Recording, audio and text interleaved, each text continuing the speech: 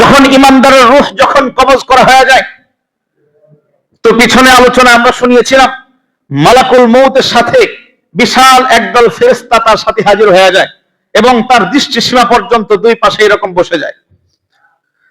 আল্লাহর হাবিব বলেন, ইমানদারের রূহটা মালাকুল মউত যখন তার হাতে যখন গ্রহণ করে, যখন শরীর থেকে বের করে ফেলে, ইমানদারের রূহ হওয়ার কারণে তার সাথে আসা সমস্ত ফেরেশতাগণ এই রূহটাকে নিজে গ্রহণের জন্য, নিজে ছুঁয়ে দেখার জন্য কারাকারি শুরু করে দেয়। বলি সুবহানাল্লাহ। আমাদের মধ্যে যদি কেউ ভালো মানুষ আসে, বড় কোনো বুজুর্গ আসে, বড় কোনো আল্লাহওয়ালা আসে, আমরা তার সাথে একটু হাতটা লাগানোর জন্য, একটু স্পর্শ দেওয়ার জন্য চেষ্টা করি কিনা? কারণ আল্লাহওয়ালা আসছেন, আল্লাহর বন্ধু আসছেন। তো আল্লাহর হাবিব হাদিসের মধ্যে বলেন, যেহেতু আল্লাহর বন্ধু, যেহেতু আল্লাহর প্রিয় ব্যক্তি, যেহেতু দুনিয়ার জমিন, দুনিয়ার সফর শেষ করলো, এই জন্য তাদের সফরে যখন সংযুক্ত হয়ে গেল, ওই জান্নাতি ফেরেশতাগণ তার সাথে কে কার আগে হাত লাগাবে, কে কার আগে তাকে নিবে, এজন্য কারাকারি শুরু করে দেয়।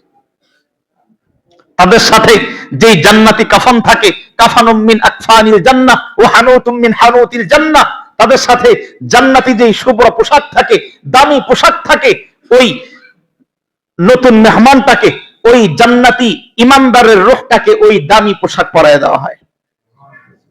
ওয়া হানুতুম মিন হানুতিল জান্নাহ, জান্নাতি যে মিশকে আম্বর, সবচাইতে দামি যে আতর, সবচাইতে দামি যে সুগন্ধ, ওই সুগন্ধের মধ্যে, সুগন্ধের সাথে ওই আত্মাটাকে মিশ্রণ করা হয়, ওই আত্মার গায়ের মধ্যে সুগন্ধ ছিটিয়ে দেওয়া হয়।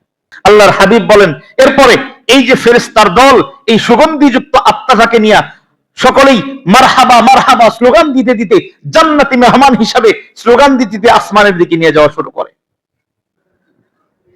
আল্লাহর হাবিব বলেন, ফান্তাহাহু ইলা সামাইদ দুনিয়া, ওই জান্নাতি ফেরেশতাগণ এই ইমানদারের আত্মাটা নিয়ে যখন প্রথম আসমানে যায়, যখন প্রথম আসমানে গিয়ে হাজির হয়, ফাস্তাফতাহু, তখন এই ফেরেশতারা প্রথম আসমানের দায়িত্বরত ফেরেশতাদেরকে প্রথম আসমানের দরওয়াজা খোলার জন্য আবেদন পেশ করেন।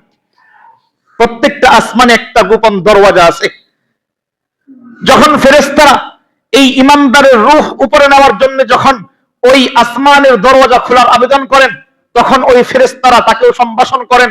ওই সুঘ্রাণ পেয়ে জিজ্ঞাসা করে, কে এই সুন্দর আত্মা, এত সুন্দর খুশবু আসতেছে এই ব্যক্তিটাকে? আল্লাহর হাবিব বলেন, তখন তার পূর্ণ পরিচয় দেওয়া হয়, আল্লাহ তাআলার বন্ধু হওয়ার পরিচয় দেওয়া হয়, তখন প্রথম আসমানের দরওয়াজা খুলে দেওয়া হয়।